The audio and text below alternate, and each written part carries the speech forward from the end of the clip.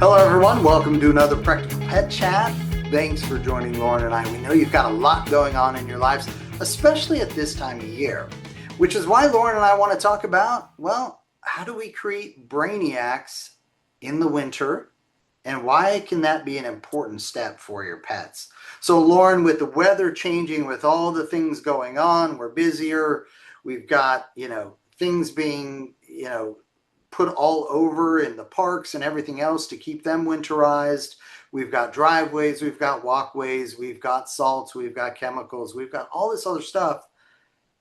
Now may be a time for many people where they're having to pivot and really drive that mental stimulation as opposed to the physical stimulation that the pets have been used to throughout the year.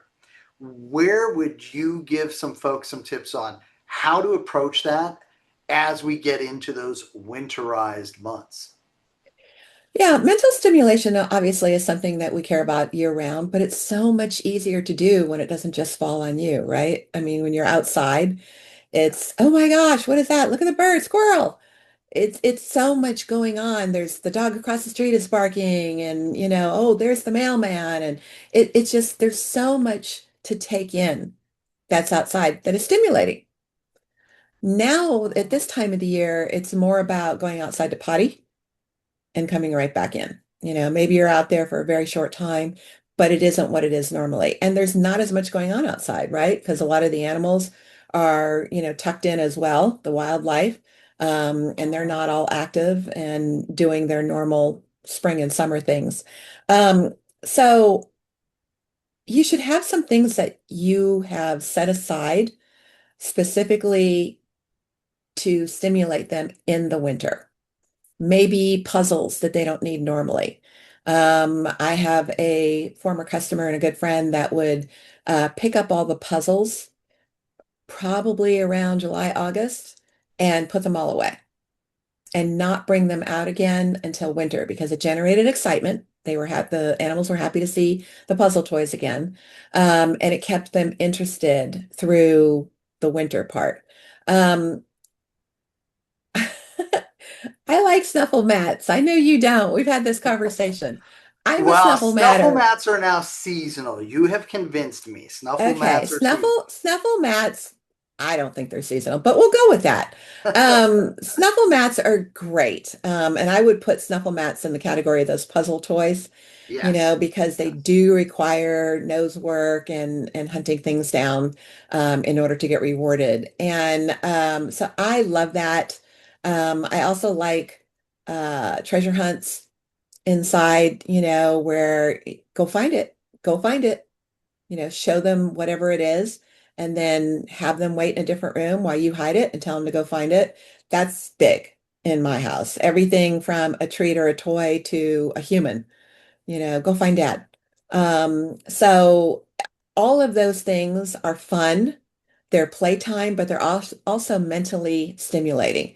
If you're going to couch potato it, have something for your kids to do because I have a dog that watches TV, but she's watches TV to decide who she's going to bark at. No running. She doesn't like anything too loud. She doesn't like any other animals at all on the screen. Doesn't matter what kind it is. So short of those things, she's not interested in TV. So maybe something to chew on.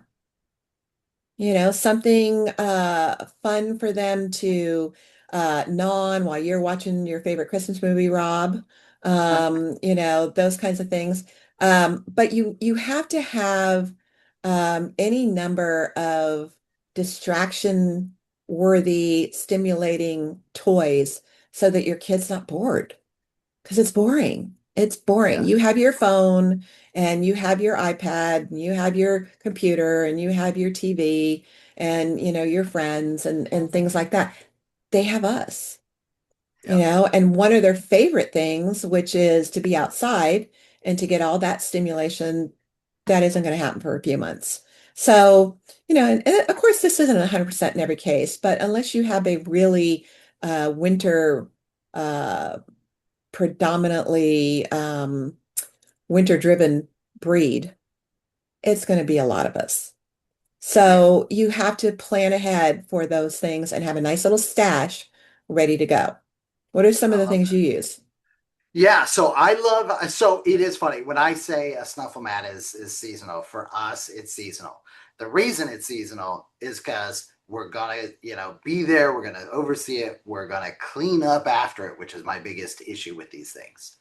Um, but I also I like you. I've got specific snuffle mats. I've got those and I hate to call them licky mats and give a free pub to someone, but the bottom line is those licky mats for different things. Um, that is a great thing. It's funny. Right after summer, they go. I take them away, and to your point, they come back as the weather changes, or we've got, hey, we're going to have 5 days of rain. You're not going to be outside. We're mixing things up. I love the puzzle. And what you said about your friend is something obviously being a huge advocate of them, I probably have about 20 of them. And so we do rotate them to keep them fresh. One of the things I bring in side from the outside is that treasure hunt that you talk about. And I love that you talk about that. One of the things my daughter was doing the other day, which was really fun because we had multiple days of rain, so there was limited outdoor time, was she was going to different rooms and then would do a different training exercise in each room with Bella. And I just thought that was just so helpful to Bella. So I love that. Get different people involved within your household.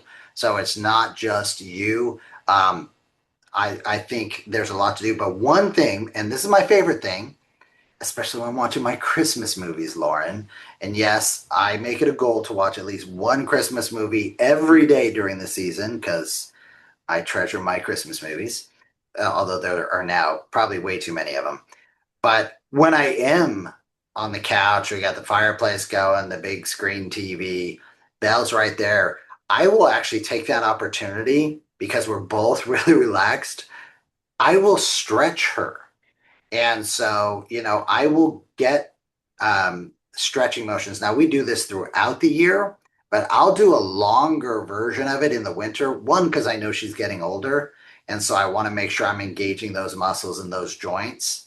And what's really interesting is it's one of my favorite things. The way that she'll let me know or the family know, yes, is she does that downward dog stretch out and get going, and it is so fun to watch after she and I have been there, and I've been stretching each leg, stretch paws. I'm in there, and this is that great time of year to be able to really desensitize your dog, your cat into being touched. So I'm in there, I'm on her snout, I'm you know touching her teeth, her gums, and all those different things because she thinks in this environment it's just part of the way that we engage. And she'll take any and every engagement when we're just snuggled up and in this mode, that relaxed energy mode.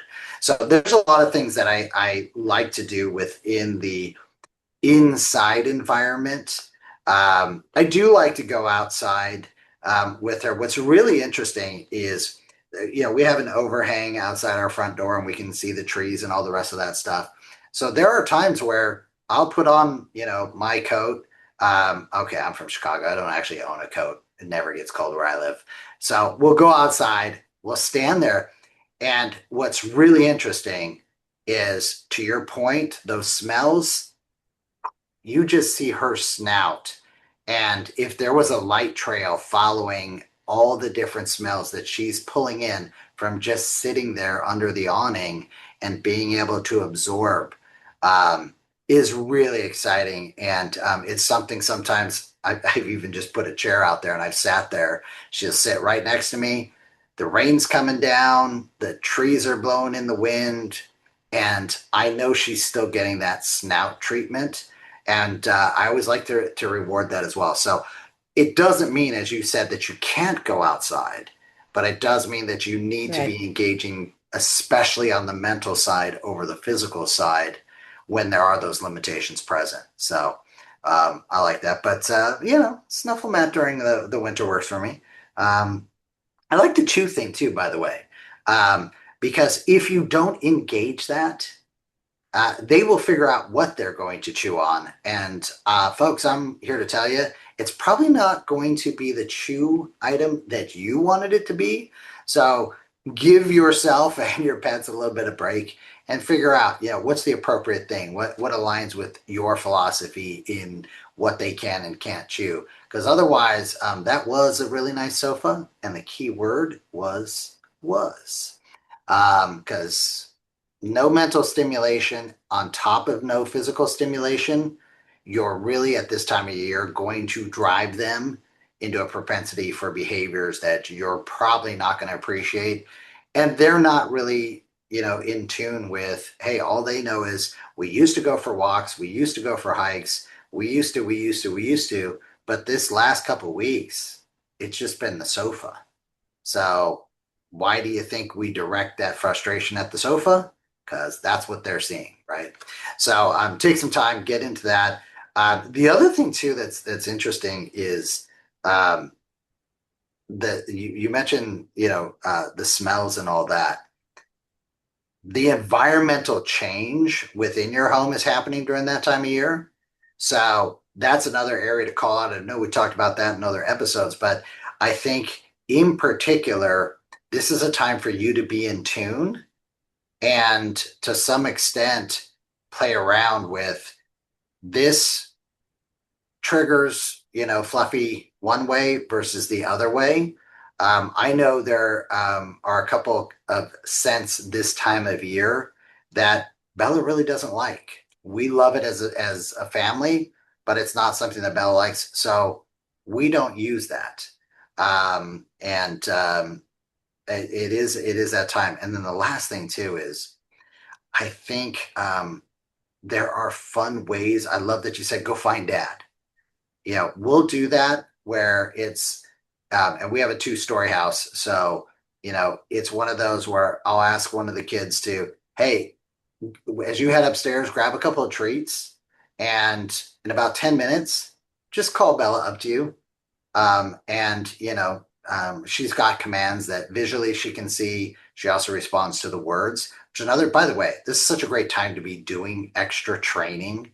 You can really implant a lot during these indoor days. But she'll call them and Belle will go up to them, and every time is not a treat. Sometimes the treat and the reward is just you get extra snuggles in that person's room. And yeah, there's a lot. I love this time of year. Um, our pets love this time of year because we're around more. There's less outside time for us as well, but that is not enough for most of our pets. So Right. yeah. So and speaking of not enough, Lauren, we are coming up to the end of the year, so I want to make sure that all of our friends and listeners and however they term themselves, our pet parents out there know that we are going to be doing our last episode of the year this year for Practical Pet Chat on December 14th. We will return, though. We will. I promise, Don't especially threaten them. especially if you send Lauren a lot of fun emails to Ugh, practical@gmail.com. We will return in the new year, January 11th. And I'm excited about that. We've got some new things, some different things, but we'd love to hear from you all. What would you like to see us doing in 26? And what things can we bring to the table? We've got a lot of ideas, but this is your time. Lauren and I just share the conversations that we have with you all. This year has been great to have a lot of these conversations generated by you all. So I would love to see that continue in 26 and frankly grow. So, grow and grow.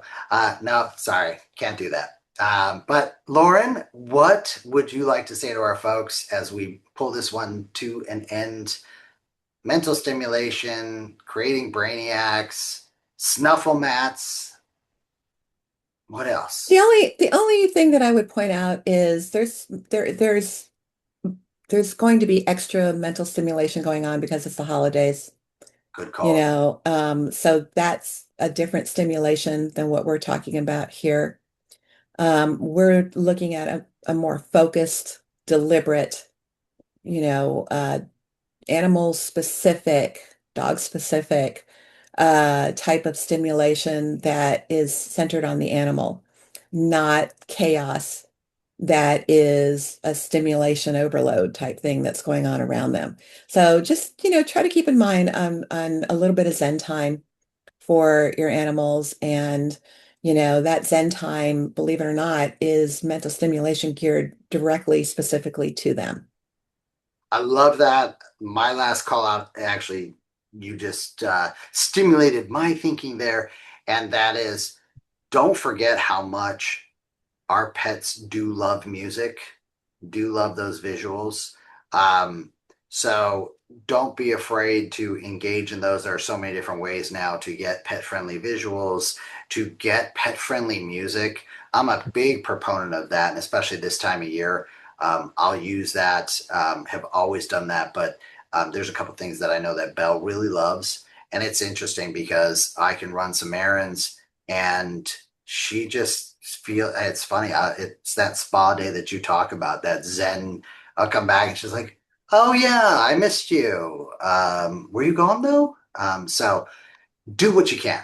Such a great time to learn, dive deeper. I love what you said. This is pet centric, non chaotic interactions and stimulation that we're looking for. Um, but enjoy this season. It's great. All right, folks. Thanks for joining us again here on another Practical Pet Chat. Thanks, guys.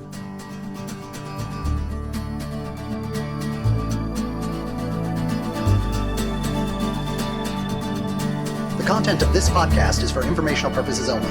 It is not intended as, nor should it be construed as, professional medical advice, diagnosis, or treatment for your pets. Always seek the advice of a qualified veterinarian with any questions you may have regarding your pet's health or medical condition. Never disregard professional veterinary advice or delay in seeking it because of something you have heard on this podcast.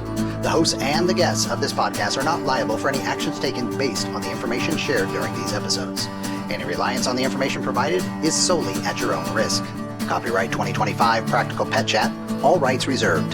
Unauthorized duplication, distribution, or reproduction of any content from this podcast, including but not limited to audio, scripts, and show notes, is prohibited without prior written consent. The opinions and views expressed by the host and guests are their own and do not necessarily reflect the views of Practical Pet Chat.